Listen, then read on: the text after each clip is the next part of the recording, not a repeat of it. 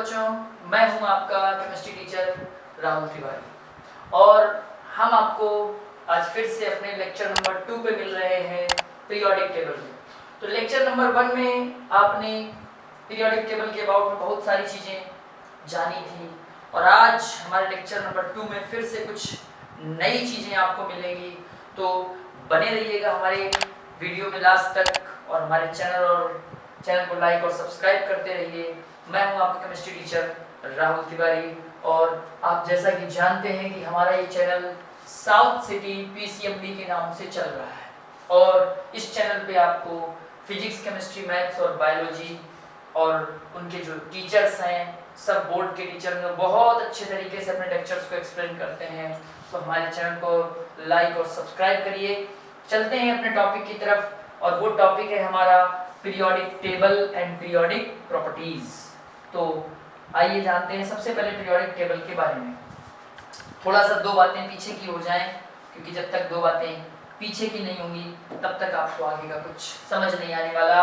तो periodic table हमारे पास जो कि सामने रखी हुई है, इस पीरियोडिक टेबल में आप क्या देख रहे हो कि पीरियोडिक टेबल मैंने आपको बताया था कि ये जो इतना है वो एस ब्लॉक का है, ये इतना जो है वो डी ब्लॉक है, इधर का ये पूरा का पूरा आपका पी ब्लॉक है और ये जो दो सीरीज हैं ये आपकी एफ ब्लॉक है, एस पी टी और एस ब्लॉक में आपकी ये दो सीरीज हैं, एक और दो। इसको आपको कल भी मैंने बताया था कि ये आपकी एल्कली मेटल है और ये आपकी एल्कलाइन अर्थ मेटल है। ठीक, ये जो है ये आपके 18th ग्रुप जो है, इस ग्रुप के एलिमेंट्स को हम लोग इनर्ट गैसेस बोलते हैं।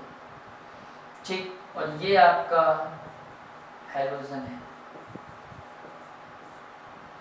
ये आपका चैल्कोजन 16th ग्रुप, ये 15th group carbon family, boron family. ये आपके पूरे के पूरे इतनी पीरियोडिक टेबल की कुछ बातें थी जो हमने आपको बताई। ये यहाँ से यहाँ तक ये पूरी आपकी ट्रांजिशन मेटल है, ट्रांजिशन मेटल, ये आपकी इनर ट्रांजिशन मेटल्स बोलते हैं। अब हमारे पास कुछ चीजें हैं जो ध्यान से सुनिएगा। आपको मैं बता दूं कि property trends of elements on moving down a subgroup. Valence electron remains same, H, Li, Na, K। ठीक, इसके आउटर मोस्ट सेल में देखिए 1 इलेक्ट्रॉन 2, 1 इलेक्ट्रॉन 2, 8, 1 इलेक्ट्रॉन 2, 8, 8, 1। तो आप क्या देख रहे हैं कि यहाँ पे 1 इलेक्ट्रॉन सब में प्रेजेंट है, यानी जो कह रहा है कि valence electron remains same in a particular group. एक पर्टिकुलर ग्रुप में जो नंबर ऑफ इलेक्ट्रॉन्स होते हैं, वैलेंस इलेक्ट्रॉन होते हैं, वो सेम होते हैं।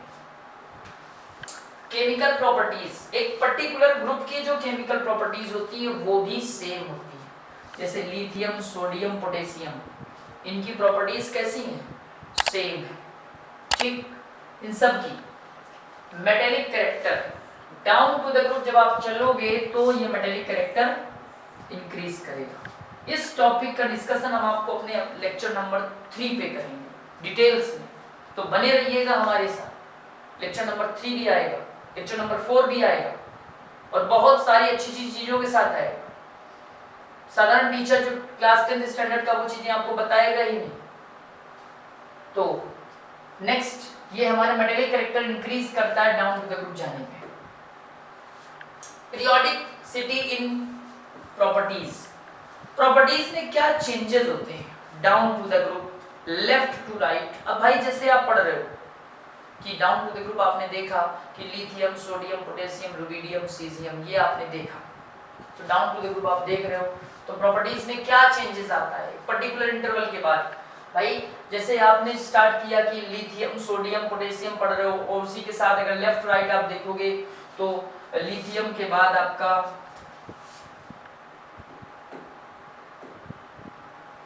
आप देखिए जैसे लिथियम के बाद बेरिलियम,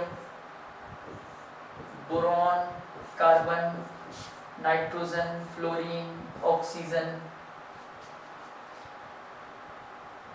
ये तो नाइट्रोजन, ऑक्सीजन, फ्लोरीन और नियॉन, ये आपके पास थे। तो लिथियम के बाद फ्लोरीन, फ्लोरीन के बाद फिर आएगा नियॉन और नियॉन के बाद फिर आ रहा है आपका sodium, magnesium, aluminium, silicon, phosphorus, sulphur, chlorine, argon, इसके ऊपर होता है। तो आप क्या देख रहे हो कि पर्टिकुलर लिथियम की जितनी भी प्रॉपर्टी है वो सब किससे मिल रही है? सोडियम से। एक रेगुलर इंटरवल के बाद बेरिलियम की सारी प्रॉपर्टी मैग्नीशियम से मैच कर रही है, बोरॉन की सारी प्रॉपर्टी एल्यूमिनियम से मैच कर रही है। तो वही पीरियोडिसिटी की भाई जब आप पोटेशियम हो गया, रुबिडियम हो गया, सीजियम हो गया, फ्रेंसियम हो गया, इनकी तरफ जब आप चलोगे डाउन टू द ग्रुप तो क्या चेंजेस आने हैं, इनकी प्रॉपर्टीज में क्या चेंजेस आएंगे, ये सारी चीजें पीरियोडिसिटी के अंदर होती है। मैग्नीशियम के बाद आपका कैल्शियम हो गया, बेरियम हो गया, रेडियम हो गया, स्ट्रॉन्सियम बीच में, sorry,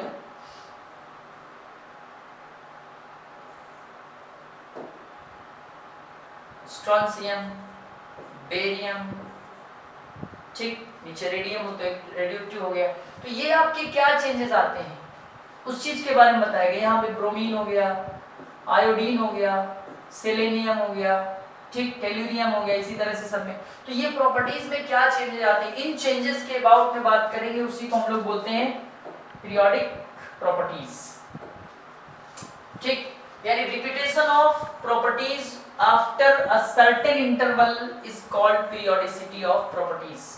if elements are arranged in increasing order of their atomic number in the periodic table, then elements repeat its properties after a definite interval। मैंने बताया ना कि definite interval के बाद इनकी प्रॉपर्टी जो होती हैं वो रिपीट होती है। इसी चीज को हम लोग क्या बोलते हैं? पीरियोडिसिटी बोलते हैं, ठीक। This repetition of properties is known as a periodicity of properties. ये पीरियोडिक प्रॉपर्टी होती है। तो फर्स्ट पीरियोडिक प्रॉपर्टी हमारी कौन सी है? Atomic radius. Atomic radius. अब हमको एटॉमिक रेडियस पे क्या देखना है? एटॉमिक रेडियस है क्या भाई? अगर आप देखोगे, सपोज करिए ये आपका न्यूक्लियस है, ठीक, एक आपका ये सेल हो गया, दूसरा सेल ये हो गया, तीसरा सेल ये हो गया, तो ये दूसरा सेल, तीसरा सेल, इस न्यूक्लियस से आउटर मोस्ट के सेल की तक की डिस्टेंस, ये आपकी रेडियस है। इसी को आप रेडियस कहोगे। जैसे कि आप उसमें क्या देखते हो, मैथ्स में होता है आपका रेडियस कि सेंटर से सर्कल मोस्ट तक की डिस्टेंस को आप रेडियस बोलते हो। तो यहाँ पे क्या है? न्यूक्लियस से आउटर मोस्ट सेल की बात करेगा, ठीक। ये आपका किसकी बात कर रहा है? सोडियम। 2 8 1, यानी 2 इलेक्ट्रॉन इस सेल पे हुए, 8 इलेक्ट्रॉन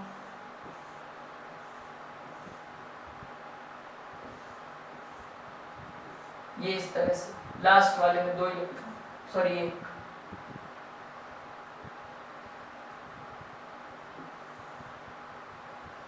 है ना। तो ये आपकी बात है। तो ये क्या है?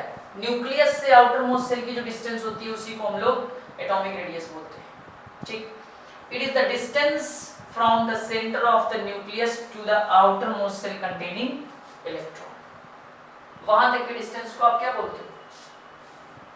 Atomic radius. अब फैक्टर्स कौन कौन से इसको अफेक्ट करेंगे? फैक्टर्स कौन कौन से फैक्टर्स हैं जो इसको अफेक्ट करेंगे? तो सबसे पहला देखो नंबर ऑफ सेल्स इंक्रीजेस। अगर सपोज करिए आप क्या देख रहे थे कि आपने हाइड्रोजन देखा, लिथियम देखा, सोडियम, पोटेशियम, रुबिडियम। हाइड्रोजन में 1, लिथियम में 2,1, सोडियम में 2, 8, 1, 2, 8, 8, 1। ठीक, तो यहां पे 1 इलेक्ट्रॉन हुए। आप क्या देख रहे हो कि सेल्स बढ़ रही हैं, और जब सेल्स बढ़ेंगी तो अपने आप उनका साइज भी बढ़ेगा। Atomic size increases with increase in the number of shells. ठीक, न्यूक्लियर चार्ज। अब आप क्या देख रहे हो कि लिथियम से जैसे ही आप बेरिलियम की तरफ गए, boron, carbon, nitrogen, oxygen and fluorine. Lithium के पास 2,1, 2,2, 2,3, 2,4, 2,5। आप क्या देख रहे हो कि shells are remain same, shell same है।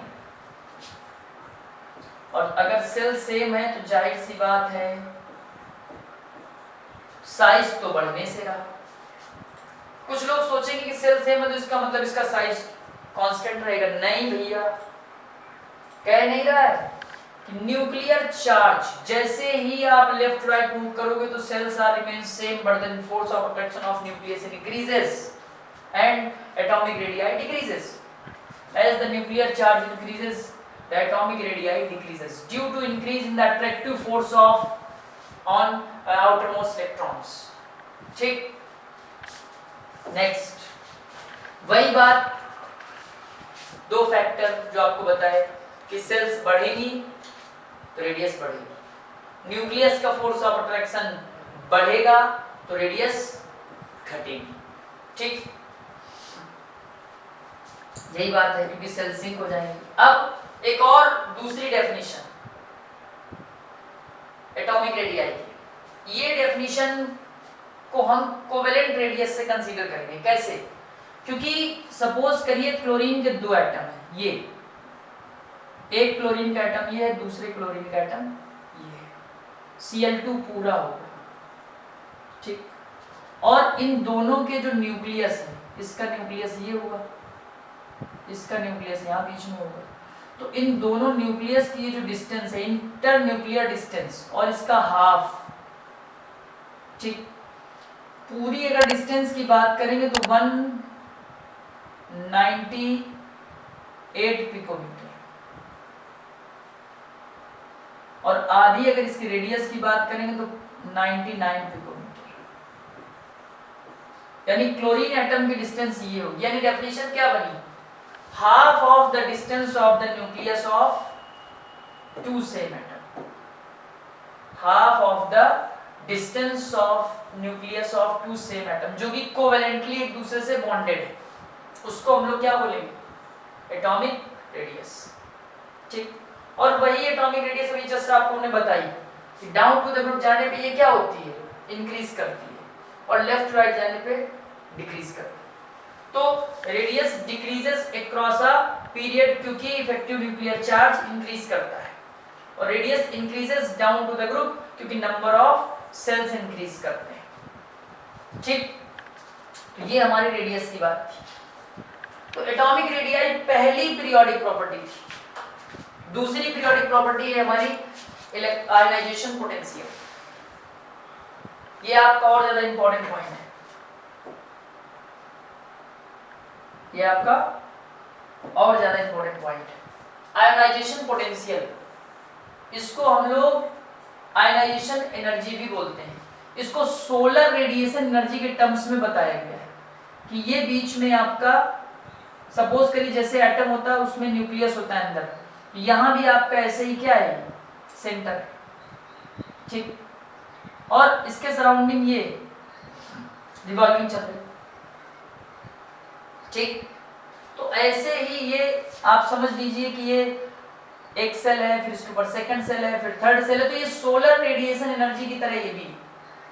ठीक, तो आयनाइजेशन पोटेंशियल को हम लोग आयनाइजेशन एनर्जी भी बोलते हैं। क्या बोलते हैं? Ionization energy.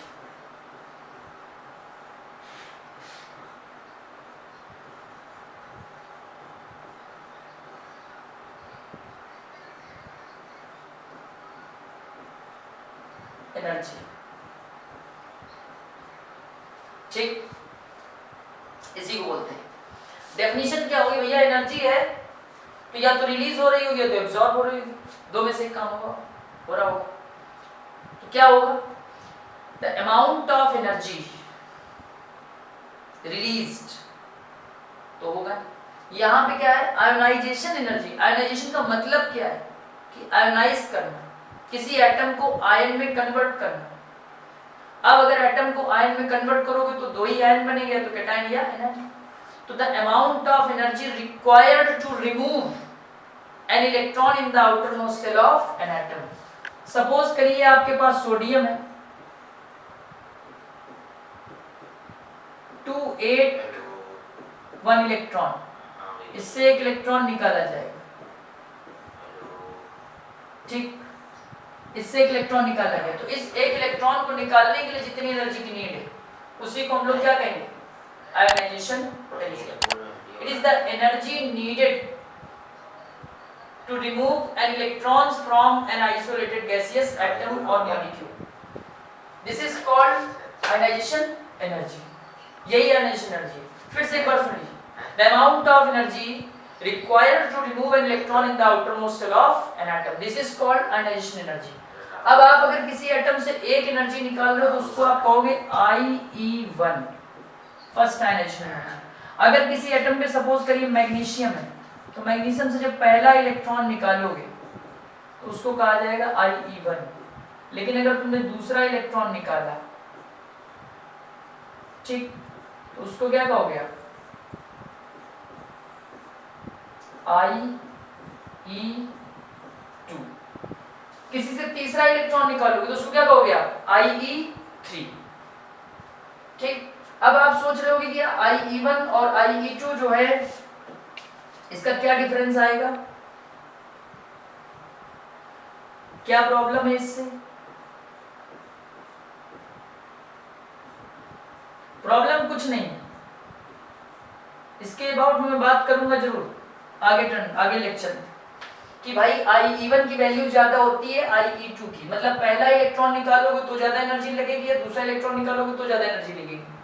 इस चीज का डिस्कशन मैं आगे लेक्चर में करता हूँ, ठीक। तो अब इसका वेरिएशन क्या है डाउन टू द ग्रुप और लेफ्ट टू राइट, आइए जरा जान लेते हैं कौन से फैक्टर जो इसको अफेक्ट करेंगे। तो फैक्टर्स अफेक्टिंग आयनाइजेशन पोटेंशियल, पहला फैक्टर वही कौन? Atomic radius. भाई अगर एटॉमिक रेडियस इंक्रीज करेगी, नंबर ऑफ सेल्स बढ़ेंगे तो जाहिर सी बात है सेल रेडियस इंक्रीज करेगी। अब जब रेडियस इंक्रीज करेगी तो इलेक्ट्रॉन न्यूक्लियस से दूर हो जाएंगे, तो उनसे इलेक्ट्रॉन को न्यूक्लियस से यानी उस सेल से अलग करना आसान हो जाएगा। यानी जैसे जैसे सेल्स बढ़ेगी, रेडियस बढ़ेगी, तो अपने आप आयनाइजेशन एनर्जी घट जाएगी। यानी डाउन टू द ग्रुप ये होना है फैक्टर कि डाउन टू द ग्रुप जाने पे आयनाइजेशन एनर्जी की वैल्यू कम होगी। लेकिन उसी के जस्ट अपोजिट अगर न्यूक्लियर चार्ज बढ़ा, भाई न्यूक्लियस का फोर्स ऑफ अट्रैक्शन बढ़ गया, अब न्यूक्लियस ने क्या किया, उन इलेक्ट्रॉन्स को ज्यादा तेजी से बांध रखा है, सील कर रखा है, तो उनसे इलेक्ट्रॉन निकालना मुश्किल हो जाएगा। ठीक, उनसे इलेक्ट्रॉन निकालना मुश्किल हो जाएगा। यानी increases in nucleus charge increase in ionization energy, ionization potential। ये बात हमारी ionization potential की होगी। तो अब इसके जैसे मान लीजिए कुछ टेबल में कुछ इंपॉर्टेंट फैक्ट हैं, वो भी जरा उनको भी डिस्कस कर लेते हैं। अब यहाँ पे अगर हम बात करें कि lithium, beryllium, boron, carbon, fluorine, oxygen, nitrogen है, तो हाईएस्ट आयनाइजेशन एनर्जी इस ग्रुप की होगी हमारे इनर्ट गैसेस की, क्योंकि इनका outermost shell completely fill है। और जब कंप्लीटली फिल है तो जाहिर सी बात है इनसे इलेक्ट्रॉन निकालना थोड़ा सा मुश्किल हो जाएगा। फुलफिल होने के चक्कर से भाई जब फुलफिल है तो इलेक्ट्रॉन निकालना उतना ही मुश्किल पड़ेगा। अगर ये कहीं भी इलेक्ट्रॉन अगर फुलफिल ना होते तो ये बॉन्डिंग में पार्टिसिपेट करते हैं। बॉन्डिंग में पार्टिसिपेट क्यों नहीं कर रहे? क्योंकि इनके ऑलरेडी इलेक्ट्रॉन्स फुलफिल है। ठीक, तो ये इसलिए इलेक्ट्रॉन्स जो है ये बॉन्डिंग में पार्टिसिपेट नहीं करते। तो हाईएस्ट आयनाइजेशन एनर्जी कौन शो कर रहा है? ये आपके 18th ग्रुप के elements helium, neon, argon, krypton, xenon और रेडम। ज़ीनॉन और रेडम ये शो करेगा हाईएस्ट आयनाइजेशन एनर्जी, जिनमें से बहुत ज्यादा हीलियम की तो सबसे ज्यादा ही होगी। इनसे इलेक्ट्रॉन निकालना बहुत मुश्किल है इनसे भी, लेकिन इनके कंपैरिजन में ये इनर्ट गैसेस है। और अगर देखा जाए सबसे कम इलेक्ट्रॉन निकालने के लिए एनर्जी की नीड होगी तो वो होगा सीजियम। सीजियम से इलेक्ट्रॉन निकालना बहुत आसान है। ठीक, बहुत आसान है। ठीक, अब आप कह रहे हो कि सर सबसे नीचे तो फ्रांसियम, फ्रांसियम ऐसा क्यों नहीं करेगा? तो उसके पीछे रीजन है भैया, फ्रांसियम जो है वो रेडियो एक्टिव एलिमेंट्स है और उसकी जो प्रॉपर्टीज है पूरी तरह से डिफाइन नहीं है। ठीक, इसीलिए सीजियम से इलेक्ट्रॉन निकालना सबसे आसान है। ठीक, तो ये बात हमारी आयोनाइजेशन पोटेंशियल की थी, आयोनाइजेशन एनर्जी की थी। आगे बहुत सारी प्रॉपर्टी हैं जिनके अबाउट में हमको बात करनी है। उन बहुत सारी प्रॉपर्टीज में हमारी आएंगी आगे इलेक्ट्रॉन एफिनिटी है, इलेक्ट्रोनेगेटिविटी है। ये तो दोनों एटॉमिक रेडियाई और आयोनाइजेशन पोटेंशियल ये दोनों periodic property number 1 and periodic property number 2 थी। हमें आगे के लेक्चर में बात करनी है periodic property number 3, periodic property number 4 और साथ में मेटेलिक और नॉन मेटेलिक कैरेक्टर्स। और बहुत सारी बातें इनके जो पीरियोडिक टेबल से इंपॉर्टेंट जो फैक्ट उसके होते हैं उन पे बात करेंगे। जैसे अभी भी हमने आपको बताया था कि आयनाइजेशन पोटेंशियल से रिलेटेड जो फैक्ट है उनसे बात लेक्चर नंबर 3 में करेंगे कि भाई फर्स्ट आयनाइजेशन एनर्जी जो अगर एक इलेक्ट्रॉन निकालने के लिए ज्यादा एनर्जी की नीड होगी या 2 इलेक्ट्रॉन निकालने के लिए, 3 इलेक्ट्रॉन निकालने के लिए, कितने इलेक्ट्रॉन निकालने के लिए ज्यादा एनर्जी की नीड होगी। तो हम आपको बता देते हैं एक हिंट्स थोड़ा सा कि फर्स्ट जब आप इलेक्ट्रॉन निकाल लोगे किसी एटम से तो उससे इलेक्ट्रॉन निकालने के बाद वो कैटायन में कन्वर्ट हो जाएगा और जब वो कैटायन में कन्वर्ट हो जाएगा तो उस कैटायन से इलेक्ट्रॉन निकालना बड़ा मुश्किल हो जाएगा। क्यों? क्योंकि जो रिमेनिंग इलेक्ट्रॉन्स हैं उन पे न्यूक्लियस का फोर्स ऑफ अट्रैक्शन बढ़ जाएगा और जब न्यूक्लियस का फोर्स ऑफ अट्रैक्शन बढ़ जाएगा तो एनर्जी ज्यादा से ज्यादा नीड होगी, यानी फर्स्ट के कंपैरिजन में सेकंड इलेक्ट्रॉन को निकालना थोड़ा सा मुश्किल हो जाएगा। ठीक, तो ये हमारी आयनाइजेशन एनर्जी की बात थी। इसी तरह से कुछ और भी फैक्ट होंगे जिन पे हम लोग बात करेंगे। और दूसरी बात ये भी एक और नई बात है कि एस ब्लॉक तो इन चीजों को फॉलो करता है, जो भी ट्रेंड्स होते हैं जो आपने सुना कि डाउन टू द ग्रुप जाने पे आयनाइजेशन एनर्जी डिक्रीज होगी, लेफ्ट राइट जाने पे इंक्रीज करेगी। लेकिन ये जो डी ब्लॉक है ट्रांजिशन मेटल्स बहुत रेयरली फॉलो करते हैं, तो आप इन ट्रेंड्स को केवल एस ब्लॉक और पी ब्लॉक तक ही सीमित रखें। पी ब्लॉक में भी कुछ ऐसे एलिमेंट्स हैं जो इन चीजों को फॉलो नहीं करते। ठीक, अगर फॉलो करते हैं तो सिर्फ एस ब्लॉक है। ट्रांजिशन मेटल्स का नाम ही इसीलिए ट्रांजिशन पड़ गया है, ठीक है ना, क्योंकि ये बहुत सारी प्रॉपर्टीज हैं जो ये फॉलो ही नहीं करते। और ये तो भैया अपने इनर ट्रांजिशन एलिमेंट्स हैं, इनके अंदर तो ये जो आप देख रहे हो पिंक, पूरा पिंक है ना, पिंक कलर से, ये पिंक टाइप के ही हैं। कैसे? ये सब के सब रेडियो एक्टिव हैं और अपने अंदर से स्पेशल रेज रिलीज करते हैं, इसीलिए इनकी प्रॉपर्टी, इनकी स्टडी भी बड़ी हार्ड है। ठीक, तो इनमें भी कोई वेरिएशन नहीं होता आयनाइजेशन एनर्जी का। हालांकि बनाते सब पॉजिटिव है, मेटल है, इनकी आयनाइजेशन एनर्जी लेस होती है in the comparison of P block elements like inert gases, पर थोड़ा सा इनकी स्टडी थोड़ा सा टफ है। ठीक है, तो ये हमारी बात हो गई किसकी? आयनाइजेशन एनर्जी की, आयनाइजेशन पोटेंशियल की। ठीक, अगले लेक्चर में हम लोग फिर से मिलेंगे अगली प्रॉपर्टी के साथ। वो प्रॉपर्टी हम आपको पहले से बता देते हैं, इलेक्ट्रॉन एफिनिटी, जिसको कि हम लोग इलेक्ट्रॉन गेन एंथैल्पी भी बोलते हैं, और इलेक्ट्रोनिगेटिविटी। ठीक, इन पे हम लोग बात करेंगे, मेटेलिक नॉन मेटेलिक कैरेक्टर पे बात करेंगे, और कुछ इंपॉर्टेंट क्वेश्चंस पे बात करेंगे जो इस पीरियोडिक टेबल से रिलेटेड होंगे। तो इंतजार करिएगा हमारे लेक्चर नंबर 3 का।